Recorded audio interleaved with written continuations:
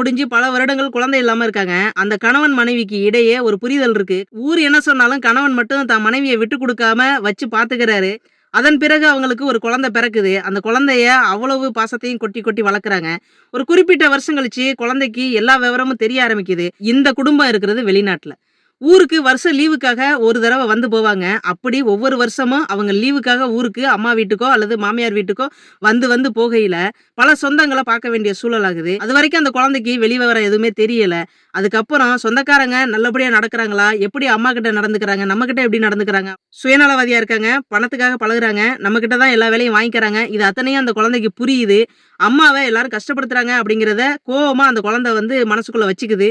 மத்தவங்கள பார்க்கும்பொழுது வெறுப்பா பார்க்க ஆரம்பிக்குது. இதுவரைக்கும் எனக்கு ஓகேவா இருந்தது. ஏன்னா, இதெல்லாம் ரொம்ப சாதாரணம். வயசு வந்ததுக்கப்புறம் அந்த குழந்தைக்கு எல்லாமே புரிஞ்சிரும் அப்படின்னு. ஆனா, எப்போ எனக்கே கோவம் வந்தது அப்படின்னா, அந்த குழந்தைகிட்ட தவறா நடந்த ஒரு நபர், அந்த குடும்பத்துக்குள்ள உள்ள ஒரு நபர் தான் அப்படிங்கிறத தன்னோட தாய்கிட்ட வந்து சொல்லுது. அந்த தாய் என்ன நடந்துச்சு, ஏது நடந்துச்சு அப்படின்றத அந்த குழந்தைகிட்ட விசாரிக்க முற்படாம, அந்த தாய் நம்மளோட சொந்தம், நம்மள விட்டு போயிடக்கூடாது. நம்ம குடும்பம். ஸோ, அவர் ஏதாவது தெரியாம உன்கிட்ட அந்த மாரி நடந்திருக்கலாம் அப்படின்னு அந்த குழந்தைகிட்ட சமாதானப்படுத்துறாங்க. இந்த குடும்பத்தோட ஹீரோ அப்படின்னா அம்மா, அப்பா தான் அப்படின்ற அந்த ஒரு மனநிலைமையில இருந்த குழந்தை, இது என்னடா இது நமக்கு இப்படி நடந்துருச்சேன்னு அம்மாகிட்ட போய் சொல்றான். ஆனா அம்மா வந்து அந்த இடத்துல எதையுமே காது குடுத்து வாங்கலையே. சொந்தம் தான் முக்கியம். கொஞ்சம் பொறுத்துக்கோ. நாம 10 நாள்ல ஊருக்கு கிளம்பிடுவோம். 2 நாள்ல ஊருக்கு கிளம்பிடுவோம்னு நம்மளையே சமாதானப்படுத்துறாங்களே. அப்படிங்கிற அந்த ஒரு மனநெலைமை அந்த குழந்தைக்கு பெத்த தாய் மேலேயே வெறுப்ப உண்டு பண்ணுதுங்க. இன்னைக்கு அந்த தாய் விடாம அழுது அழுது நம்மகிட்ட பேசும் பொழுது, அவங்களுக்கு எப்படி சமாதானப்படுத்துறதுன்னு தெரியல. எது நடந்தாலும் தாய்கிட்ட தாங்க போய் சொல்லுவாங்க. தகப்பன்ட்ட அடுத்து தான் போய் சொல்லுவாங்க.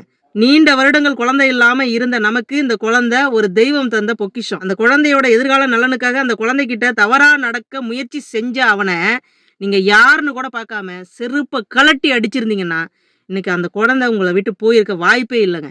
என்னதான் இருந்தாலும் தாயா தன்னோட குழந்தைக்கு சப்போர்ட்டா தான் நின்றுக்கணுமே தவிர, சொந்தங்கள் நமக்கு முக்கியம். எதா இருந்தாலும் அனுசரிச்சு போவோம் அப்படிங்கிற அந்த ஒரு எண்ணம் இருக்கு பாருங்க.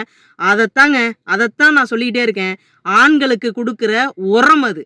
ஏன்னா, இவங்க நாம என்ன செஞ்சாலும் வெளியில காண்பிக்க மாட்டாங்க. வெளியில சொல்ல மாட்டாங்க. அப்படிங்கிற அந்த ஒரு நம்பிக்கையை ஏற்படுத்துற அந்த ஒரே ஒரு காரணம் தான், அவன பல குற்றங்கள் செய்ய தூண்டுதலா இருக்குது அப்படிங்கிறத நான் இந்த காணொளியில பதிவு பண்றேன். இப்போ வரைக்கும் அந்த குழந்தையோட அம்மா நம்மகிட்ட பேசிக்கிட்டு இருக்காங்க. அந்த குழந்தை இன்னும் நம்மகிட்ட பேசல. அந்த குழந்தை நம்மகிட்ட பேச ஆரம்பிக்கட்டும். அதுக்கப்புறம் மீத விஷயங்கள நான் காணொளியில உங்களுக்காக பதிவு பண்றேன்.